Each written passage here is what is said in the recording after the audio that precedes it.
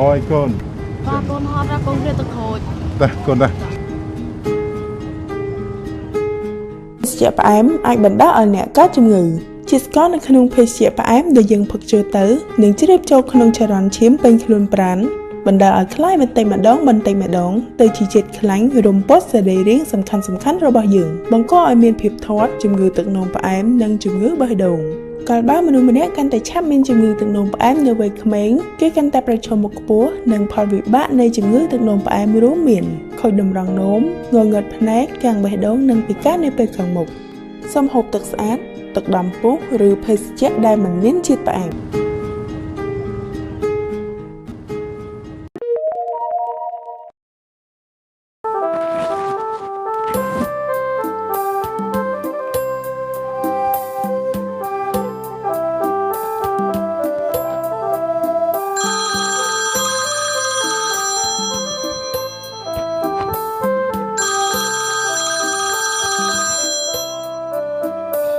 តោះយើងចាប់ផ្ដើមថ្ងៃថ្មីរបស់យើងណា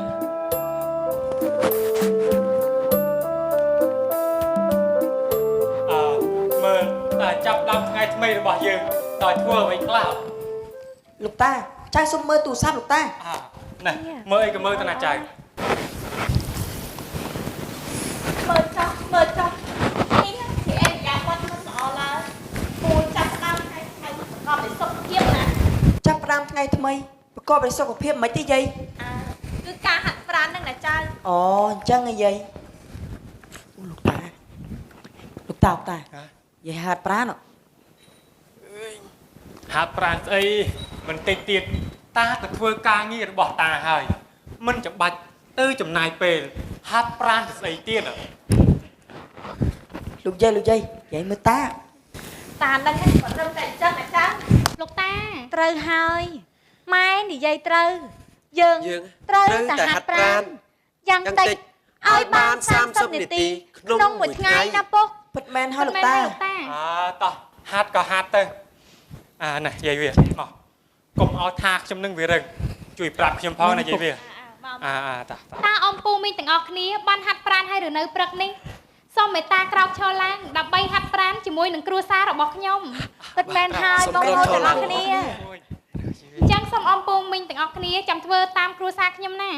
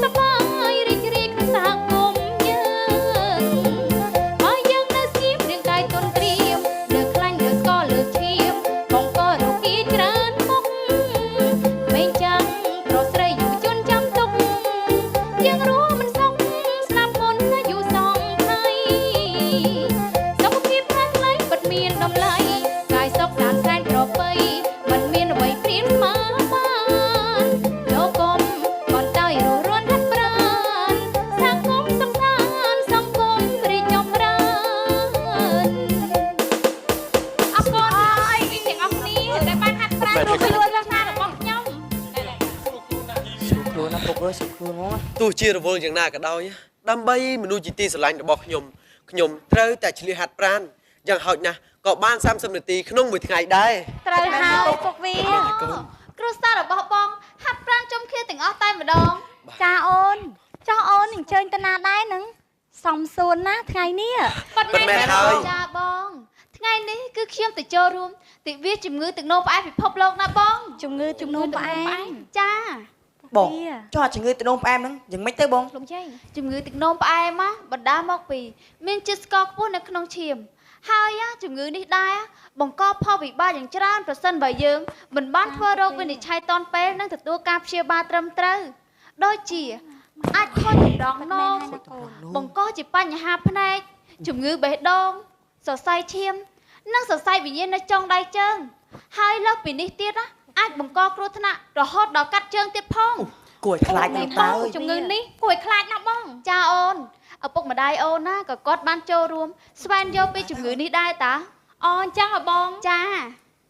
អូខ្ញុំចិត្តដល់មកហើយអញ្ចឹងសូមជម្រាបលាអ៊ំពូមីងហើយនឹងក្មួយសិនហើយ ចាសូម សូមអញ្ជើញ សំសួនណាលោកតា ពុកតើជំងឺទឹកនោមផ្អែមនេះបណ្ដាលមកពីអ្វីទៅពុក ពិតមែនទេពុក កូនជំងឺទឹកនោមផ្អែមហ្នឹងណាបណ្ដាលមកពីរបបអាហារមិនល្អដូចជាអាហារផ្អែមខ្លាំងនិងផឹកពពួកភេសជ្ជៈផ្អែមបើកម្លាំងផឹកស្រាជក់បារីនិងមិនសូវបានហាត់ប្រាណហ្នឹងណាកូន អូ ចាពុកពុកចោះធ្វើម៉េចទៅដើម្បីបង្ការជំងឺទឹកនោមផ្អែមនោះបានពុក អូ យើ កូ ង ន កំពុងធ្វើរាល់ថ្ងៃនេះហើយ ម៉ែ គឺយើងញ៉ាំអាហារមានសុខភាព មាន ខ្លាញ់តិចអំបិលតិចស្ករតិចកាត់បន្ថយការទទួលទានភេសជ្ជៈផ្អែមនិងអាហារផ្អែមខ្លាំងជៀសវាងការប្រើប្រាស់ថ្នាំជក់និងគ្រឿងស្រវឹងណាកូន បាទ មិនមែនឲ្យម៉ែវី អាហារសុខភាពទាំងនេះណាសម្រាប់គ្រួសារខ្ញុំ អូណាបងអូ បន្លែច្រើនសាច់សុទ្ធរួមផ្សំផ្លែឈើតូចធំរៀបចំប្រុងប្រៀបអាហារសុខភាពយើងក្មេងគ្មានធ្វើជាប្រចាំសុខភាពគ្រួសាររឹងមាំត្រូវតែចាំមិនបានប្រៃខ្លាំង ត្រូវតែចាំមិនតែមិនប្រៃខ្លាំងអាហារសុខភាពល្អ មិនប្រើខ្លាញ់ច្រើនមិនបំពងជៀនត្រូវកាត់បន្ថយឲ្យបានភេសជ្ជៈផ្អែមមានជាតិស្ករខ្ពស់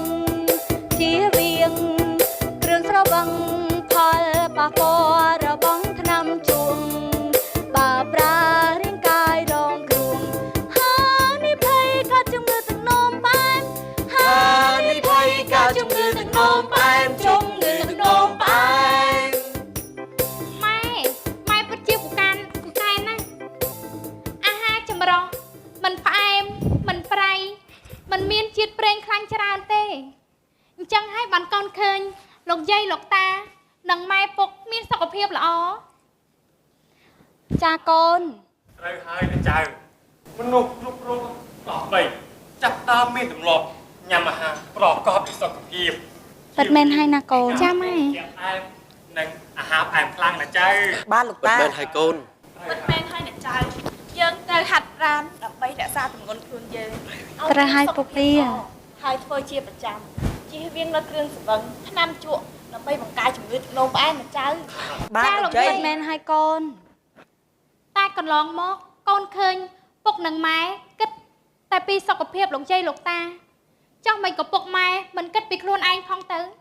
គឺកន្លងមកម៉ែរវល់ពេករហូតដល់ភ្លេចពីសុខភាពខ្លួនឯងណាកូន ត្រូវឲ្យម៉ែវាព្រឹកស្អែកជូនពុកម៉ែទៅពិនិត្យសុខភាពនិងតេស្តឈាមមើលជាតិស្ករហើយយើងក៏ពិនិត្យដែរទៅណាម៉ែវា ចាពុកវាខ្ញុំសប្បាយចិត្តណាស់ទោះជារវល់យ៉ាងណាក៏ដោយដើម្បីមនុស្សជាទីស្រឡាញ់របស់ខ្ញុំត្រូវតែតេស្តឈាមរកជាតិស្ករក្នុងឈាម ពិតមែនឲ្យម៉ែវា កូន បើអញ្ចឹងកូនឆាប់រៀបចំទៅរៀនទៅណាកូន ចាម៉ែ ចាប់ទៅ ចាពុក តាំងម៉ែពុកវា មើលផ្ទៃស្រុកខ្មែរស្រុកខ្មែរព្រឹកព្រៀនព្រាំងសូរិយា លោកតាលោកយាយពុកម៉ែកូនជម្រាបលាទៅរៀនសិនហើយ ចាកូនសូមអញ្ជើញ ស្រុកខ្មែរព្រឹកព្រៀនព្រាំងសូរិយាអ្នកស្រុកធ្វើការផ្លងងាយនឹងងាយអ្នកស្រុកធ្វើការអើយ គ្រប់ដៃរីឯរួមខ្ញុំកាត់ភូមិស្រែថ្មីរីឯរូបខ្ញុំកាត់ភូមិស្រែថ្មីប្រញាប់វិលវ័យលងងាយនឹងងាយប្រញាប់វិលវ័យហើ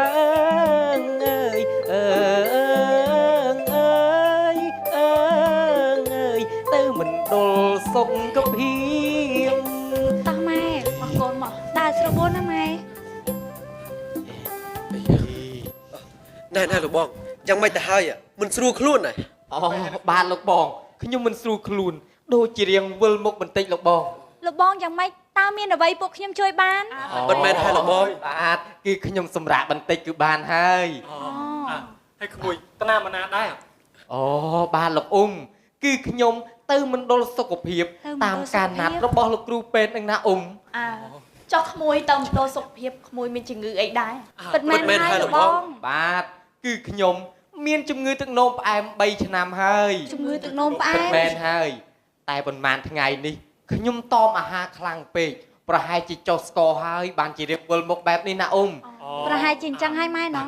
បាទ អាចជំងឺទឹកនោមផ្អែមហ្នឹងវាតែងតែធ្វើទុកបែបនេះមែនទេក្មួយ មិនមែនហើយលោកបង បាទមិនអញ្ចឹងទេព្រោះខ្ញុំទទួលបានការព្យាបាលត្រឹមត្រូវនិងផ្លាស់ប្ដូរអិរិយាបថរស់នៅខ្ញុំហូបចុកប្រយ័ត្នហូបស្ករតិចអំបិលតិចខ្លាញ់តិចហើយហូបបន្លែច្រើនផ្លែឈើដែលខ្ញុំហូបតែផ្លែណាមិនផ្អែមពេកទេខ្ញុំហាត់ប្រាណជាប្រចាំមិនជក់បារីមិនហូបគ្រឿងស្រវឹងប្រើថ្នាំជាប្រចាំលើពីនេះខ្ញុំត្រូវទៅមណ្ឌលសុខភាពតាមការណាត់របស់ពេទ្យណាប្រសើរណាស់លោកបងដែលលោកបងធ្វើបានណា អូអរគុណហើយរឿងហ្នឹងណាគឺដើម្បីកូនខ្ញុំគ្រូសាខ្ញុំត្រូវតែថែទាំសុខភាពឲ្យបានត្រឹមត្រូវនៅមណ្ឌលសុខភាពបើខ្ញុំមានសុខភាពល្អខ្ញុំអាចនឹងជួយមើលថែពួកគេបានណាចា លោកបង បានអញ្ចឹងយើងឆាប់ទៅលោកបង តោះ តាម៉ែ ដល់ មិនដល់មណ្ឌលសុខភាព លោក ជំរាបសួរអ៊ំពូមីងទាំងអស់គ្នា បាទ ជំរាបសួរអ្នកគ្រូពេទ្យ លោកពូមកពិនិត្យសុខភាពបានទៀងទាត់ណាស់តើលោកពូមានអាការៈអ្វីប្លែកទេលោកពូ អូបានអ្នកគ្រូពេទ្យអំបាច់ខ្ញុំរៀងវិលមុខបន្តិចដែរអ្នកគ្រូពេទ្យ បាទអញ្ចឹងសូមអញ្ជើញលោកពូចូលពិនិត្យ អូអរគុណហើយអ្នកគ្រូពេទ្យសូមអញ្ជើញលោកគ្រូបាទលោកគ្រូពេទ្យ មកទាំងគ្រួសារតែម្ដងតើមាននរណាឈឺអ្វីមែនទេលោកអ៊ំចាអ្នកគ្រូពេទ្យពួកខ្ញុំហើយនឹងតាវានេះមកពិនិត្យសុខភាពនិងតេស្តរកជំងឺទឹកនោមផ្អែមណាអ្នកគ្រូពេទ្យ មិនមែនហើយអ្នកគ្រូពេទ្យ ពិតជាប្រសើរណាស់លោកអ៊ំការពិនិត្យសុខភាពមានសារៈសំខាន់ណាស់អាចជួយយើងធ្វើរោគវិនិច្ឆ័យនិងចាប់ផ្ដើមព្យាបាលទាន់ពេលវេលាចាអ្នកគ្រូពេទ្យម្យ៉ាងទៀតអាចបង្ការផលវិបាកផ្សេងៗរបស់ជំងឺទឹកនោមផ្អែមនេះដូចជាផលប៉ះពាល់ដល់ភ្នែកជំងឺតម្រងនោមជំងឺបេះដូងនិងសរសៃវិញ្ញាណចុងដៃជើងចាអ្នកគ្រូពេទ្យបើអញ្ចឹងសូមអ៊ំពូមីងមកតាមខ្ញុំនឹងពិនិត្យរកមើលជាតិស្ករក្នុងឈាមជូនណាចាសូមអញ្ជើញអ្នកគ្រូពេទ្យតាម៉ែលទ្ធផលយ៉ាងម៉េចដែរលោកពូ បាទអ្នកគ្រូពេទ្យលទ្ធផលមិនទាន់ដឹងទេអ្នកគ្រូពេទ្យ សូមលោកពូរកចាំបន្តិចទៅលទ្ធផលនឹងដឹងឥឡូវនេះ បាទអរគុណហើយអ្នកគ្រូពេទ្យយូ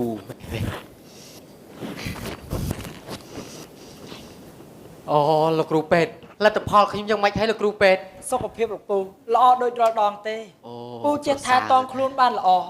តែពូកំតមពេកសូមទទួលទានអាហារឲ្យបានសមស្របតាមការណែនាំរបស់ពេទ្យទៅបានហើយណាលោកពូ បាទអរគុណហើយលោកគ្រូពេទ្យ ដើរស្រួលណាស់ម៉ែ លទ្ធផលយ៉ាងម៉េចទេលទ្ធផលអ្នកទាំងអស់គ្នាមិនមានជំងឺទឹកនោមផ្អែមទេ ល្អណាស់ ប្រសើរ សូមអនុវត្តអរិយាប័ត្ររស់នៅប្រកបដោយសុខភាពនិងមកពិនិត្យសុខភាពលើកក្រោយទៀតណា ចាអ្នកគ្រូពេទ្យ យ៉ាងទៀតអ្នកដែលមានអាយុចាប់ពី40ឆ្នាំឡើងទៅ 40ឆ្នាំ អ្នកលើសទម្ងន់និងធ្លាប់មានប្រវត្តិគ្រួសារកើតជំងឺទឹកនោមផ្អែមត្រូវមកធ្វើតេស្តរកជាតិស្ករក្នុងឈាមដើម្បីបង្ការជំងឺទឹកនោមផ្អែមនេះណា ចាអ្នកគ្រូពេទ្យ អ្វីទាំងអស់ដែលអ្នកធ្វើគឺធ្វើដើម្បីមនុស្សជាទីស្រឡាញ់របស់អ្នកនៅពេលអ្នកមានសុខភាពល្អ អ្នកអាចមើលថែមនុស្សជាទីស្រឡាញ់របស់អ្នកដើម្បីឲ្យពួកគេមានសុខភាពល្អនិងអនាគតល្អការពារខ្លួនអ្នកពីជំងឺមិនឆ្លងគឺជាកាដូជីវិតដ៏ពិសេសពិសាលសម្រាប់មនុស្សជាទីស្រឡាញ់របស់អ្នក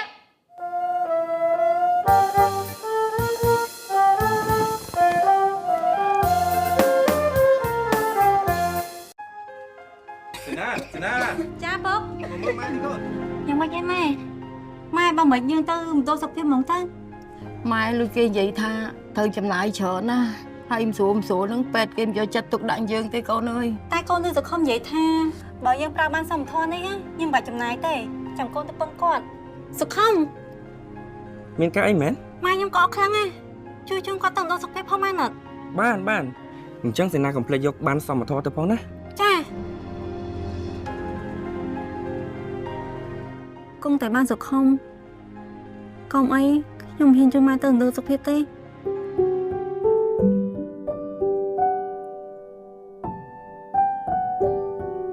ជាសួរលោកគ្រូ មានសួរ លោកគ្រូខ្ញុំមកបងផ្សាយសេវា មានបានសមធម៌អត់ នេះលោកគ្រូ អញ្ចឹងសម្រាប់ផ្នែកទូទាត់គឺយើងបានទូទាត់រួចអស់ហើយ អរគុណច្រើនលោកគ្រូខ្ញុំនឹកស្មានថាបានសមធម៌នេះមានអត្ថប្រយោជន៍និងងាយស្រួលប្រើដល់ម្លឹងសោះ បាទបុគ្គលិកពេទ្យទាំងអស់នៅតែរក្សាការយកចិត្តទុកដាក់នៅក្នុងការបម្រើសេវាសុខាភិបាលសម្រាប់មនុស្សគ្រប់រូបដូចគ្នានៅពេលដែលបងប្រើបានសមធម៌មួយនឹងហើយអ្វីដែលពិសេសបងត្រូវតែរក្សាបានមួយនេះឲ្យល្អកុំឲ្យជុបបាត់ហើយបងពិតជាសំណាងមែនទែនដែលបងជាមួយស្វាមីបាននាំអ្នកវិញមកតាន់ពេល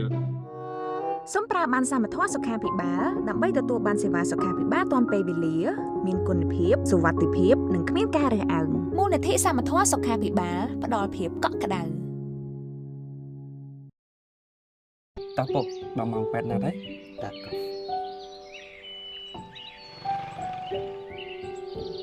អញ្ចឹងពួកណៃកុំភ្លេចយកបានសមត្ថភាពទៅផងបាទបងបាន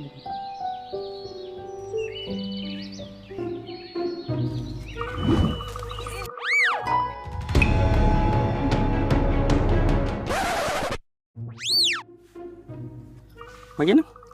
អរគុណសុខុម មកយ៉ាក់ហ្នឹងឃើញសេនាអាសាមើលមកផ្ទះខ្ញុំមានការអីមែន អូដោយសារខ្ញុំឃើញអ្នកផ្ទះសុខុមឧស្សាហ៍ទៅមន្ទិលសុខភាពតែដូចជាអត់ខ្វល់ខ្វាយលុយចំណាយអីសោះ អូអញ្ចឹងឯងនេះមកវិញខ្ញុំមានបានសមត្ថភាពដែលជាកម្មវិធីមូលនិធិសមត្ថភាពរបស់សុខាភិបាលដែលបងថ្លៃដោយរដ្ឋាភិបាលទៅលើសេវាសុខាភិបាលផ្សេងដូចជាបង្ការពិនិត្យព្យាបាលសម្រាលកូននិងស្ដារនីតិសម្បទាករណីខ្លះជួយលើថ្លៃធ្វើដំណើរអាហារវិភាគធាតុមុនសពទៀតសេនាបើចង់ដឹងព័ត៌មានច្បាស់សេនាអាចទៅមណ្ឌលសុខភាពដើម្បីសួរព័ត៌មានលម្អិតបានណាសេនា អូខ្ញុំមានបានសមត្ថភាពនឹងដែរតាតែដែរប្រើសោះអរគុណណាស់សុខុម បាទអត់អីទេ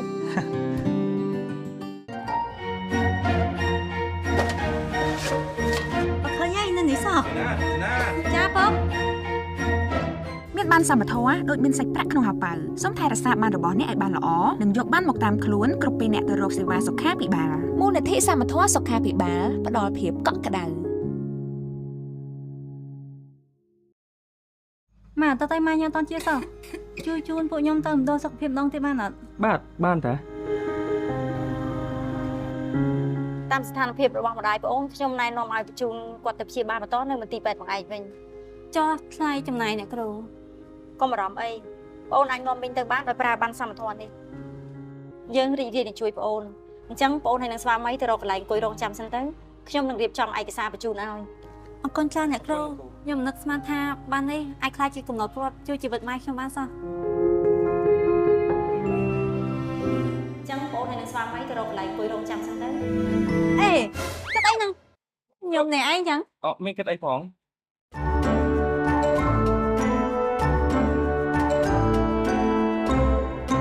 ខ្ញុំមិននឹកស្មានថាសង្គមជាមនុស្សល្អអញ្ចឹងទេណែគុំតបានគេនឹងបានសមត្ថភាពទេណាគុំអីម៉ែវាឯងមិនបានជាអញ្ចឹងទេ អូលើកដៃថ្វាយព្រះមួយ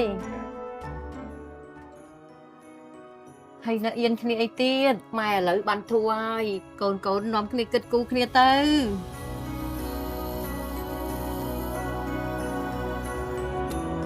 មូលនិធិសមត្ថភាពសុខាភិបាលមាននៅគ្រប់មូលដ្ឋានសុខាភិបាលសាធារណៈគ្រប់កម្រិតមូលនិធិសមត្ថភាពសុខាភិបាលផ្ដល់ភាពកក់ក្ដៅ ម មណ្ឌលសុខភាពមានសេវាដូចជាពីគ្រោះជំងឺមនុស្សធំនិងកុមារពិនិត្យនិងថែទាំផ្ទៃពោះសម្រាលកូនសេវាថែទាំផលិតក្រោយសម្រាលសេវាពន្យាកំណត់គ្រប់ប្រភេទសេវាផ្ដល់ថ្នាំបង្ការនៅមណ្ឌលសុខភាពនិងមូលដ្ឋានសេវាវះកាត់តូចនិងរំរបួសសេវាពិគ្រោះនិងព្យាបាលជំងឺឆ្លងរបេងហង្សិនគ្រុនចាញ់សេវាសង្គ្រោះបន្ទាន់បឋមនិងបញ្ជូនទៅមន្ទីរពេទ្យបង្អែកអប់រំផ្សព្វផ្សាយលើកកម្ពស់សុខភាពសហគមន៍ជាដើម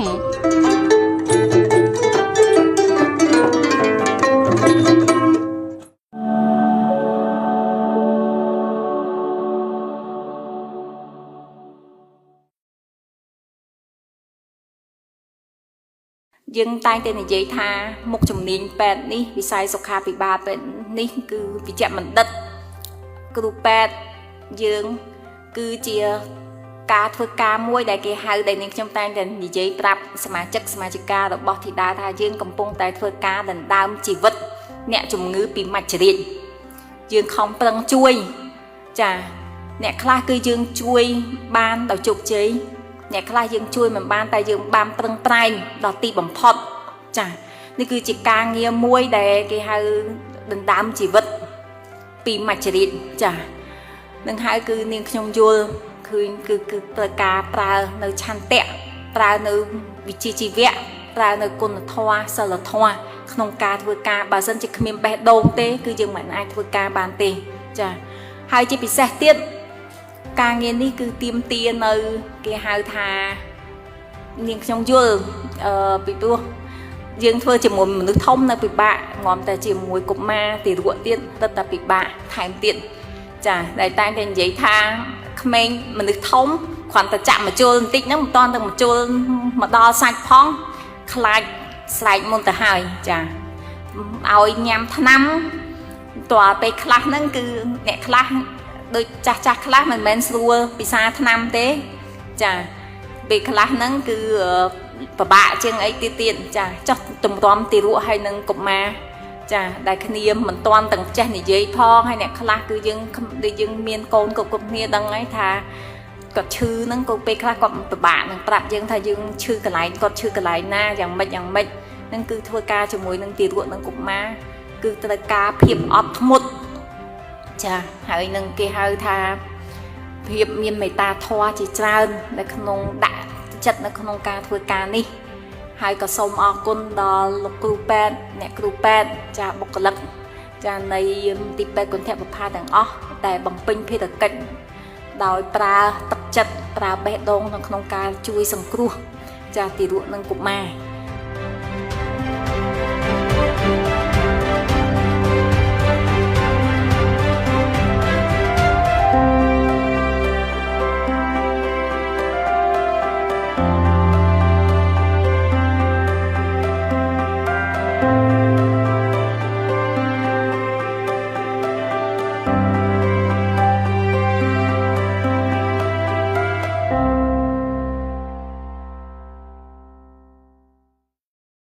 ហើយឆ្នាំនេះយើងឆ្នាំទៅយើងដូចចំណាយជាង30,000 លានទៅលើថ្នាំលើសឈាមថ្នាំទឹកនោមផ្អែមព្រោះនេះគឺប្រជាពលរដ្ឋយើងច្រើនមានបញ្ហាហើយកន្លងទៅខ្ញុំឆែកមើលគឺកន្លែងខ្លះគាត់លំបាកយើងថ្នាំតិចមកយកម្ដងមួយអាទិត្យអីចឹងបើគាត់នៅមណ្ឌលគិរីជិះ2 ម៉ោងប្រយោគអីចឹងបានក្នុងវិធានការកលឹះនេះគឺយើងដាក់ពង្រឹងមណ្ឌលសុខភាពពេលបង្អែកអញ្ចឹងបានជាឆ្នាំទៅហើយចាប់ពីឆ្នាំនេះទៅយើងថែម8 ទៅ 10 លានដុល្លារក្នុងមួយឆ្នាំបដោតទៅលើតែថ្នាំទឹកនោមផ្អែមថ្នាំលើសឈាមបាទដើម្បីឥឡូវប្រជាពលរដ្ឋគាត់ទៅយកម្ដងអាចដល់មួយខែទៅជាងទៅតែអញ្ចឹងគាត់មានការសប្បាយចិត្តហើយទាំងអស់នេះហើយគឺជាអ្វីដែលយើងអាចភ្ជាប់ជាមួយគាត់មើលនៅចំណុចនេះហើយយើងកំពុងតែតម្លាក់ពេទ្យបន្ថែមទៀតឆ្នាំទៅយើងឲ្យរើស700នាក់ហើយឆ្នាំនេះជាង600នាក់ដើម្បីបំពេញទៅឲ្យតាមមូលមណ្ឌលសុខភាពនិងពេទ្យបង្អែកពួកខ្ញុំគិតថាមណ្ឌលសុខភាពពេទ្យបង្អែកគឺអ្វីដែលជួរមុខបំផុតអ្នកនៅភ្នំពេញគាត់មានលទ្ធភាពទៅព្យាបាលនៅ clinic ឯកជនតែអ្នកនៅមូលដ្ឋានឆ្ងាយគឺតលតែមណ្ឌលសុខភាពពេទ្យបង្អែកបាទហើយនេះត្រូវតែបង្កើនព្រោះនឹងឲ្យពង្រឹងមូលដ្ឋានបាទហើយពេលដែលយើង ដាក់បសសដាក់បានក្រីក្រទាល់តែគុណភាពនៃសេវាល្អបើសិនជាគាត់ទៅមានអានឹងមែនតែកាន់បាននឹងទៅអត់មានថ្នាំអត់មានអីក៏អត់ដែរបាទហើយអាយដាមជាងរាទប់នឹងដាក់មកខ្ញុំម្សិលមួយថ្ងៃនេះហើយខ្ញុំបានចាំអញ្ជើញបើអាយដាមអូនប៉ុននិរតគឺពេលបងឯងស្រុកនេះទៅបង្កើនសមត្ថភាពនៅក្នុងការជួយសង្គ្រោះបឋមហើយកន្លងទៅយើងមាន98កន្លែងដែលមានគ្រប់ស្តង់ដារដែលអាចវះកាត់គឺមានតែ20កន្លែងជាងទេដែលខ្វះ61កន្លែង61កន្លែងនេះពេទ្យមានសមត្ថភាពប៉ុន្តែឧទាហរណ៍ថាបែកខ្នែងពោះវៀនអីហ្នឹងអត់ហ៊ានវះទេអញ្ចឹងត្រូវដឹកមកពេញពេលខ្លះទៅខេត្តអីពិបាកហើយកិច្ចការគេនេះគឺជួយជីវិតប្រជាពលរដ្ឋអញ្ចឹងបានឥឡូវនេះគឺសរុបទាំងអស់ដូចជិត20លាន8ដល់10លានដុល្លារអញ្ចឹងខ្ញុំដើម្បីកែលម្អហេដ្ឋារចនាសម្ព័ន្ធ ICU នៅស្រុកពេទ្យបង្អែកកម្រិត2ហើយបំពាក់សម្ភារៈសំខាន់មួយចំនួនមានម៉ាស៊ីនឡាបូវិផ្សិនគីមីបំពាក់ X-ray អីផ្សេងហ្នឹងគឺបាទហើយមានម៉ាស៊ីន ecography អីឲ្យគ្រប់សម្រាប់ឲ្យពេទ្យយើងអញ្ចឹងខ្ញុំបានចាឯកភាពឲ្យដោះឲ្យតែម្ដងបាទដើម្បី61ស្រុកនេះនឹងបានពេទ្យបង្អែកស្រុកឆ្នាំក្រោយនេះហើយបើសិនជាអាចធ្វើលឿនអាចរយៈពេលប្រហែលក្នុងការធ្វើក្នុងមួយឆ្នាំអញ្ចឹងចាប់ពីឆ្នាំក្រោយទៅគឺពេទ្យស្រុកអាចមានសមត្ថភាពវះកាត់សង្គ្រោះបន្ទាន់ពេញដៃពេញជើងទូទាំងប្រទេសបាទពេលអ្នកជួបបារីចិត្តកុមារអ្នកបានបញ្ចេញសារធាតុគីមីរាប់ពាន់មុខដែលបង្កឲ្យមានបញ្ហាសុខភាពដូចជាឈឺចាប់ក្នុងត្រចៀកជំងឺហឺតនិងជំងឺសួតដែលអាចបណ្ដាលឲ្យស្លាប់បានបារីបំផ្លាញជីវិតអ្នកនិងកូនរបស់អ្នកឈប់ជួបបារីនៅថ្ងៃនេះ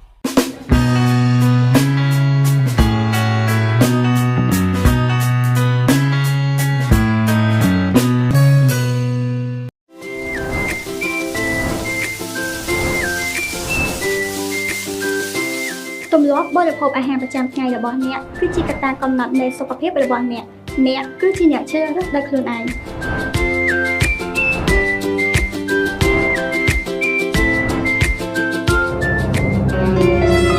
អ្នកអាចផ្លាស់ប្ដូរទម្លាប់នៃការបរិភោគអាហាររបស់អ្នកនិងគ្រួសារអ្នកបានអ្នកគ្រាន់តែបដិញ្ញាចិត្តអនុវត្តឲ្យបាននៅហូបអំបិលតិចជាង1ស្លាបព្រាកាហ្វេ5ក្រាមក្នុងម្នាក់ក្នុងមួយថ្ងៃហូបស្ករតិចហូបខ្លាញ់ឬប្រេងឆាតិចវាមិនពិបាកទេអ្នកកាត់បន្ថយបន្តិចម្ដងនៅក្នុងអាហាររបស់អ្នកនិងកាត់បន្ថយស្ករនៅក្នុងភេសជ្ជៈអ្នកឲ្យបានតិចវាងាយស្រួលធ្វើអ្នកមិនចំណាយពេលវេលាឬប្រាក់កាសបន្ថែមឡើយសូមធ្វើទាំងអស់គ្នាពីថ្ងៃនេះបន្តិចម្ដងធ្វើជាប្រចាំតិចអំបិលតិចខ្លាញ់តិចស្ករសុខភាពបេះដូងល្អអាយុយឺនយូរ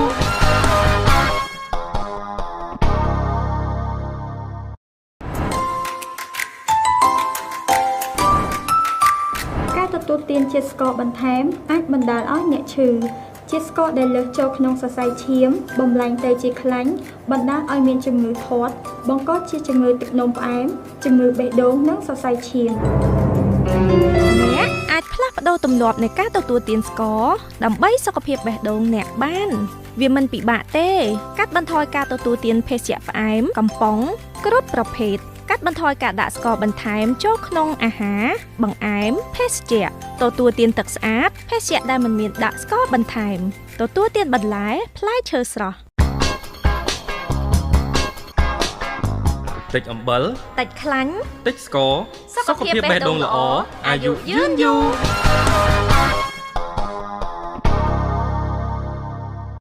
អ្នកឯងអើយអ្នកឯងនៅផ្ទះអត់ហ្នឹង ចានៅផ្ទះតើបងមានការអីហ្នឹង អូបងមកខ្ចីត្បាល់កាន់ម្សៅប្អូនបន្តិចហើយនេះប្អូនបានសម្លអីប្អូនអូខ្ញុំស្លកកូបងនេះបងឃើញប្អូនថែមអំបិលច្រើនពេកហើយប្អូនកំហូបប្រៃពេកកាត់បន្ថយជាតិប្រៃតិចទៅដើម្បីឲ្យមានសុខភាពល្អហើយមានអាយុវែងណាប្អូនតែស្លសាបវាអត់ឆ្ងាញ់ទេបងតាំងពីពុកវាឈឺលើសឈាមមកគ្រូពេទ្យប្រាប់ថាឲ្យកាត់បន្ថយជាតិប្រៃឲ្យបានពាក់កណ្ដាលនៃទម្លាប់ប្រចាំថ្ងៃណាប្អូនបើស្លសាបវាដូចជាគ្មានរសជាតិហើយហូបទៅដូចជាគ្មានកម្លាំងកាហែងតុនដៃតុនជើងមិនទេបងប្អូនជាយាមហូបសាបទៅមិនយូរទេគង់ឆ្ងាញ់ដូចគ្នាហើយជួយថែទាំសុខភាពយើងបានល្អទៀតណាប្អូនអូមែនទេបង តាមលទ្ធផលនៃគម្រោងស្រាវជ្រាវការអង្កេតតាមដានកត្តាគ្រោះថ្នាក់នៃជំងឺមិនឆ្លងនៅក្នុងព្រះរាជាណាចក្រកម្ពុជាឆ្នាំ2016ប្រជាជនកម្ពុជាមួយម្នាក់ហូបអំបិលប្រហែល 8.5 ក្រាមឬស្មើ2ស្លាបព្រាកាហ្វេក្នុងមួយថ្ងៃដែលលើសពីការកំណត់របស់អង្គការសុខភាពពិភពលោកដែលតម្រូវឲ្យមនុស្សម្នាក់ហូបអំបិលតិចជាង 5 ក្រាមឬស្មើ1ស្លាបព្រាកាហ្វេក្នុងម្នាក់ក្នុងមួយថ្ងៃដូច្នេះសូមកាត់បន្ថយការហូបប្រៃឲ្យបានពាក់កណ្ដាលនៃទម្លាប់ប្រចាំថ្ងៃដើម្បីសុខភាពអ្នកហូបអំបិលតិចសុខភាពល្អ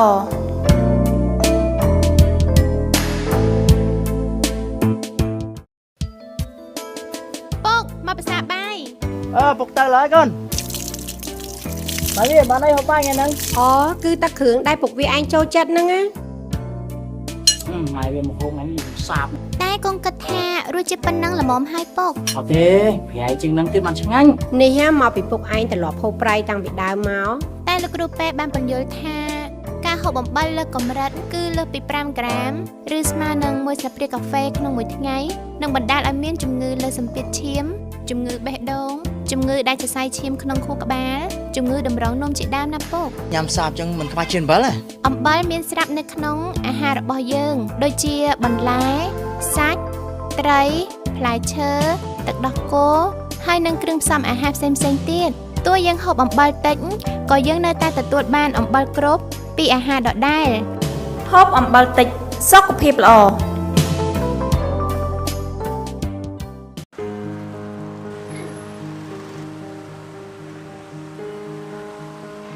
ពូកំពុងមើលអីហ្នឹងអូនឹងជារូបភាពសារព្រមានសុខភាពលើកញ្ចក់បារីអ្វីទៅរូបភាពសារព្រមានសុខភាពនោះក្មួយ ចាស់ពូចាំតិច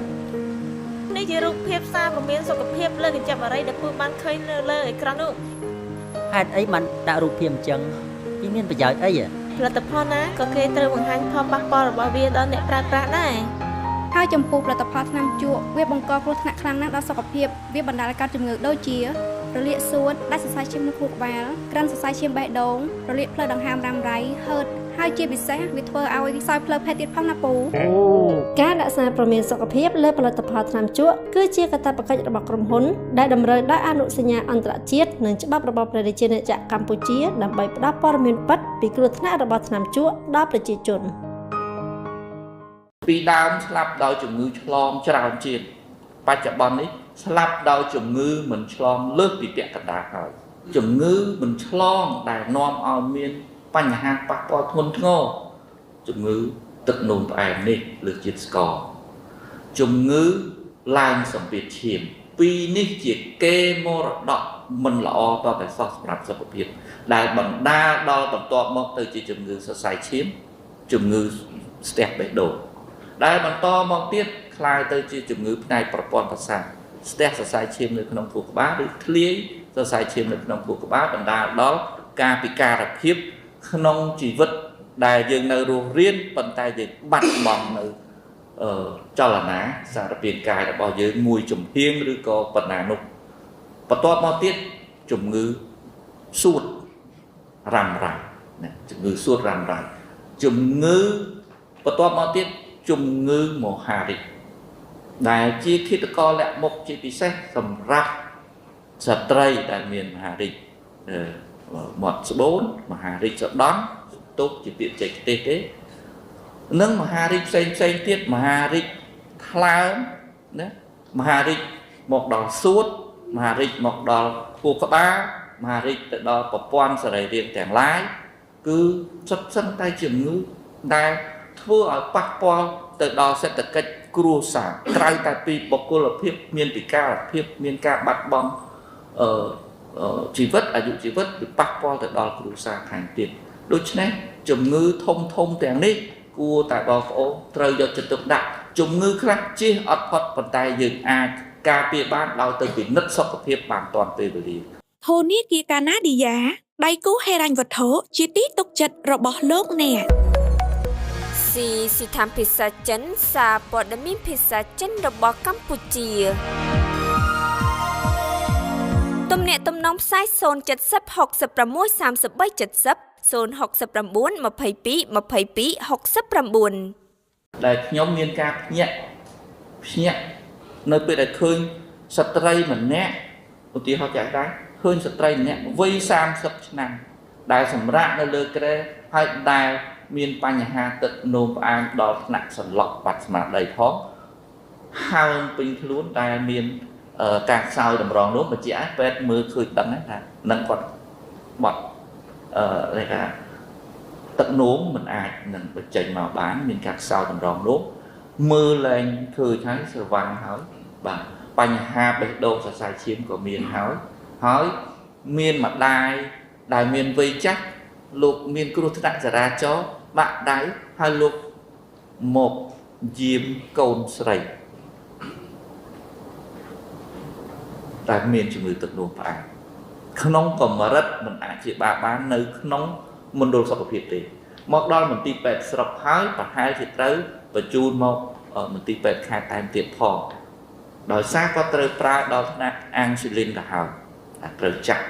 ដូច្នេះនេះគឺជាបញ្ហាប្រឈមដែលខ្ញុំសូមលើកយកឧទាហរណ៍នេះធ្វើយ៉ាងណាឲ្យបងប្អូនយកចំណុចនេះជាចំណុចវិជ្ជមានដើម្បីបដិញ្ញាចិត្តម្នាក់បងប្អូនប្រជាពលរដ្ឋយើងម្នាក់ការពារខ្លួនឲ្យបានកុំឲ្យជួបប្រទះនៅបញ្ហាសុខភាពដោយជំងឺទឹកនោមផ្អែមនេះព្យាយាមមិនមែនថាត្រូវតែដាច់ខាតប៉ុន្តែត្រូវតែដាក់ការបដិញ្ញាចិត្តតាំងពីវ័យនៅមិនទាន់មានបញ្ហាសុខភាពឡើងទៅនេះខ្ញុំសូមសំណូមពរឲ្យជាមិនថាកំណត់តែសុំអង្គបកសូមឲ្យបងប្អូនជាពលរដ្ឋគិតគូរពីបញ្ហានេះមានន័យថាពិសាអាហារសុវត្ថិភាពជារាងការផ្អែមនិងពិសាច្រើនទី2គឺប្រៃកុំឲ្យមានជាតិប្រៃច្រើនទី3គឺកុំឲ្យមានជាតិខ្លាញ់ច្រើនទី4ត្រូវតែធ្វើលំហាត់ប្រាណឬក៏ធ្វើចលនាយើងកុំឲ្យនៅសំណុកស្ងៀមយើងមិនធ្វើ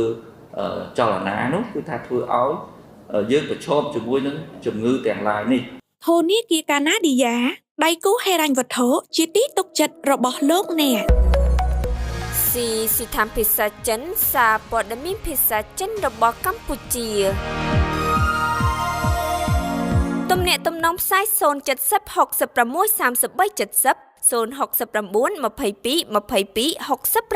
69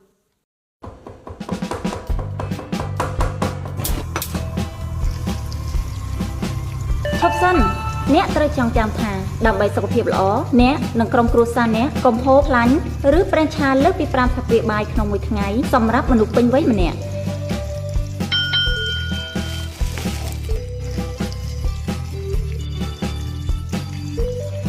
ឈប់សិនត្រូវចាំថាដើម្បីសុខភាពល្អកុំហូបខ្លាញ់ឬប្រេងឆាលើសពី5ស្លាបព្រាបាយក្នុងមួយថ្ងៃសម្រាប់មនុស្សពេញវ័យម្នាក់ហូបខ្លាញ់ឬប្រេងឆាលើសពី5ស្លាបព្រាបាយក្នុងមួយថ្ងៃសម្រាប់មនុស្សពេញវ័យម្នាក់អាចបណ្ដាលឲ្យប៉ះពាល់ដល់សុខភាពដូចជាជំងឺសរសៃឈាមបេះដូងជំងឺទឹកនោមផ្អែមនិងជំងឺធាត់ជាដើមសូមបរិភោគម្ហូបស្ងោរឬចំហុយដើម្បីសុខភាពរបស់អ្នកកុំហូបខ្លាញ់ឬប្រេងឆាលើសពី5ស្លាបព្រាបាយក្នុងមួយថ្ងៃសម្រាប់មនុស្សពេញវ័យម្នាក់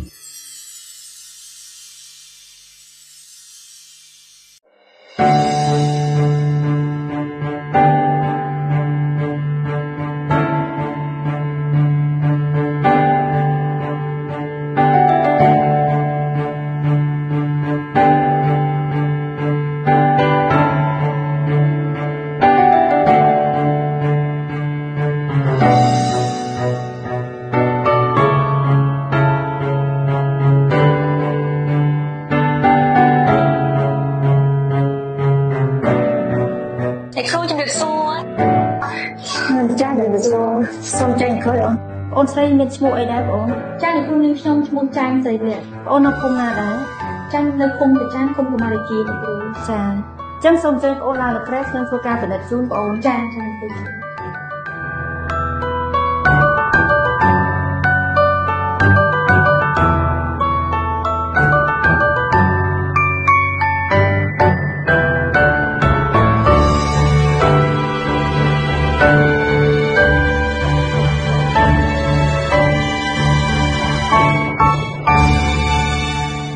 គ្រូ គ្រូបានធ្វើការពិនិត្យសុខភាពជូនបងស្រីរួចរាល់ហើយអញ្ចឹងសូមបងស្រីជួយ scan QR code ដើម្បីវាយតម្លៃភាពពេញចិត្តរបស់បងចំពោះការបម្រើសេវានិងមណ្ឌលសុខភាពរបស់បងយ៉ាងម៉េចដែរ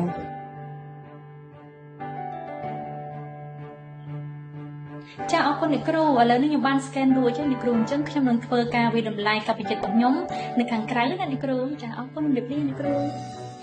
បន្ទាប់ពីបងប្អូន scan QR code រួចបងប្អូននឹងឃើញផ្ទាំងរូបភាព7សំណួរបែបនេះសំណួរទី1តើអ្នកពេញចិត្តនឹងភាពប្រុសរាយរាក់ទាក់របស់គ្រូពេទ្យកម្រិតណាពេញចិត្តខ្លាំងពេញចិត្តអាចទទួលយកបានមិនពេញចិត្តនិងមិនពេញចិត្តខ្លាំង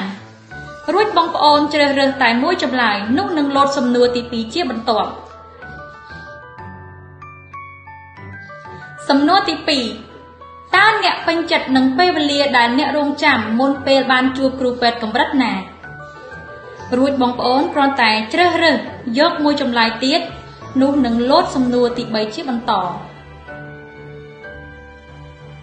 សំណួរទី3តើអ្នកពេញចិត្តនឹងការព្យាបាលនិងថែទាំដែលអ្នកទទួលបានកម្រិតណាបងប្អូនគ្រាន់តែជ្រើសរើសយកមួយចម្លើយនោះនឹងលោតនៅសំណួរទី4ជាបន្តទៀត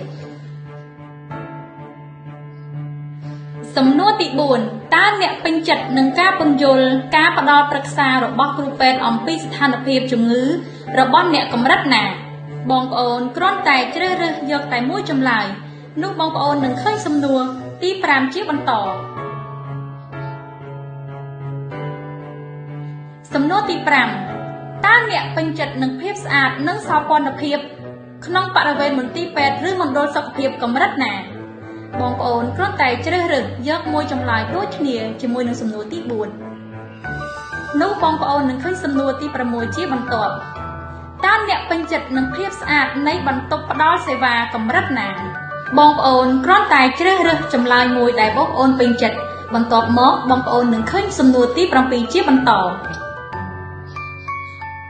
សំណួរទី7តើអ្នកពេញចិត្តនឹងអនាម័យនៃបង្គន់និងបន្ទប់ទឹកកម្រិតណាបងប្អូនគ្រាន់តែចុចយកចម្លើយមួយដែលបងប្អូនពេញចិត្តបន្ទាប់មកបងប្អូននឹងឃើញសញ្ញាបានបញ្ជូនដោយជោគជ័យជាការស្រេចសូមពុកម៉ែបងប្អូនជួយផ្ដល់មតិនៃការពេញចិត្តដើម្បីបង្កើនគុណភាពការលម្អនៃសេវាមណ្ឌលសុខភាពនិងមន្ទីរពេទ្យចម្លើយរបស់លោកអ្នកនឹងត្រូវបានរក្សាទុកជាសម្ងាត់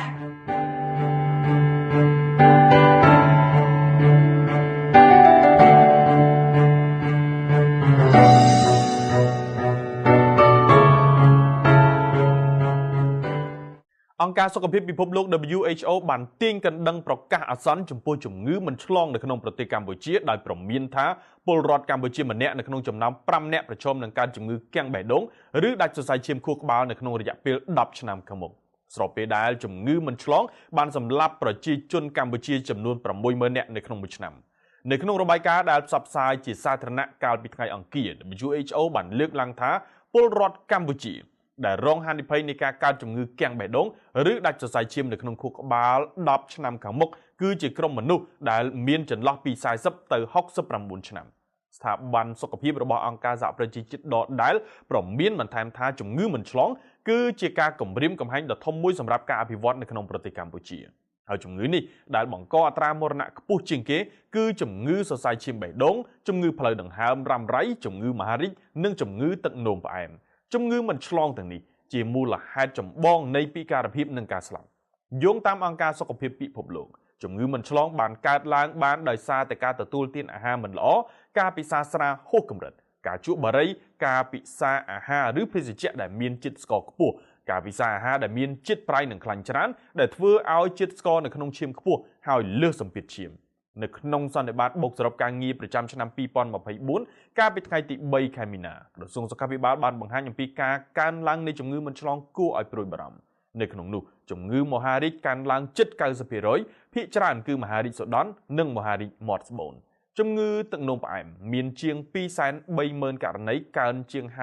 59% បើធៀបនឹងឆ្នាំ2023ជំងឺលើសសម្ពាធឈាមមានជាង 400,000 ករណីកើនឡើង 21% លោកវិជ្ជបណ្ឌិតមុំគង់ប្រធានអង្គការចលនាដើម្បីសុខភាពកម្ពុជាលើកឡើងថាកង្វះការហាត់ប្រាណក៏អាចធ្វើឲ្យមនុស្សប្រឈមនឹងជំងឺមិនឆ្លងផងដែរលោកបានលើកឡើងថាដើម្បីកាត់បន្ថយអត្រាអ្នកស្លាប់ដោយសារជំងឺមិនឆ្លងរដ្ឋាភិបាលគួរតែមានគោលនយោបាយដំឡើងពន្ធលើថ្នាំជក់ គ្រឿងស្រវឹងនិងភេសជ្ជៈឲ្យបានខ្ពស់ហើយពង្រឹងការទប់ស្កាត់ការផ្សព្វផ្សាយយ៉ាងកក្រឹកកក្រែងនៅលើផលិតផលទាំងអស់នេះបើចំនួនអ្នកជំងឺមិនឆ្លងកើនឡើងវាជាបន្ទុកយ៉ាងធ្ងន់ធ្ងររបស់សង្គមរបស់រាជរដ្ឋាភិបាលយើងពីព្រោះរាជរដ្ឋាភិបាលយើងនឹងបង្កើនកញ្ចប់ចំណាយទៅលើការព្យាបាលប្រជាពលរដ្ឋពីព្រោះបច្ចុប្បន្នទោះបីជាប្រជាពលរដ្ឋយើងបង់ក្នុងមួយខាងម្នាក់ចំនួនដូចជា 16,000 រៀលប្រចាំខែទៅលើសម្រាប់បសសការព្យាបាលជំងឺប៉ុន្តែរដ្ឋបានបន្ថែមថវិកាយ៉ាងច្រើនសម្រាប់ព្យាបាលគាត់កាលពីថ្ងៃទី3ខែមីនាឆ្នាំ2025ឯកឧត្តមឈៀងរ៉ារដ្ឋមន្ត្រីក្រសួងសុខាភិបាលបានបង្ហាញថាក្រសួងកំពុងយកចិត្តទុកដាក់ខ្ពស់ចំពោះការប្រឈមនៃជំងឺមិនឆ្លងនៅក្នុងប្រទេសកម្ពុជា